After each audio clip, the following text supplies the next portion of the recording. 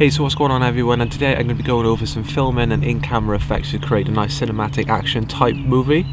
So a lot of people talk about editing and post-retouching. I'm just going to go over some of the actions and some of the angles which I'm using the camera to create that story and effect. Okay, so cue the cinematic action montage thing.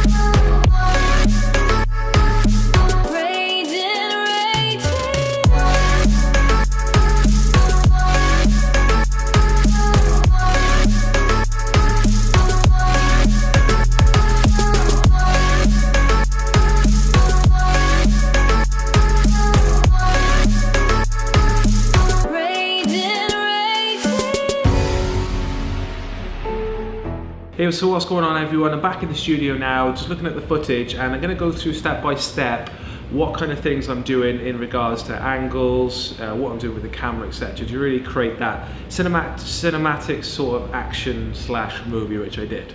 So I'm not going to go really into a lot of technical sort of things. I will be doing videos on how-tos and how to edit in post and Premiere Pro and all that sort of thing. But this is just going to be the kind of camera movements which I'm using to create the story. And I think this is where a lot of people lack as well, and this is where it can be kind of hard, is actually where you're positioning and what you're recording and how you can create that story. So the film was shot in slow-mo, 150 frames per second, but these sort of things can be done at a lot lower frame rates as well. If your camera can't do that, you would easily do it at 60 frames per second as well.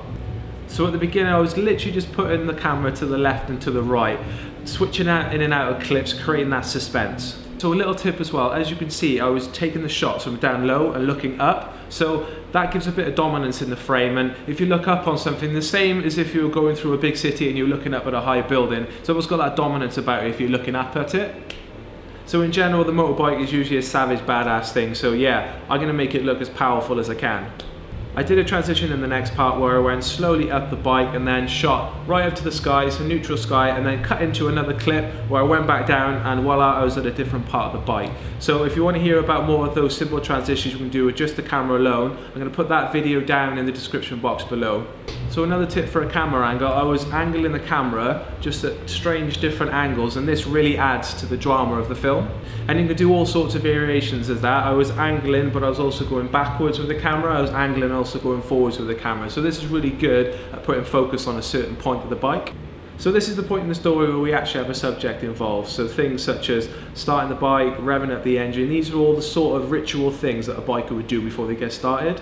So now you have the audience's attention and they're going to be wondering kind of what's going on or what's the biker going to do. It all adds to that suspense and drama. So for the next section, this is where I did a little bit of playing around, and I just played around with a little bit of speed ramping. So speed ramping is playing around with different parts of the movie in editing software and just playing around with going fast and slow. So in regards to actually getting your clips ready for speed ramping, so don't worry about the editing part yet, I'm going to be doing that in a separate video. But if you look at what I did in the film, I concentrate on a point of interest, move around slowly and to another point of interest, and keep switching around on what the audience might find interesting. So speed ramping is a really cool way to get the audience engaged, and what I mean by points of interest is the slow-mo parts will be on the biker, say revving up the engine, so actually on the handlebar, and I'll go back and look at the exhaust pipe, which everyone or bikers tend to like that sort of part of the bike. So that's how you get your footage ready for speed ramping, and I will be doing a video on speed ramping in the future. So now we're actually at the point where the subject matter is actually moving, so this is where the biker's actually pulling off. In regards to camera movements, you're really going to want to follow that subject with really short, sharp camera movements. This is going to really add to the drama of the film.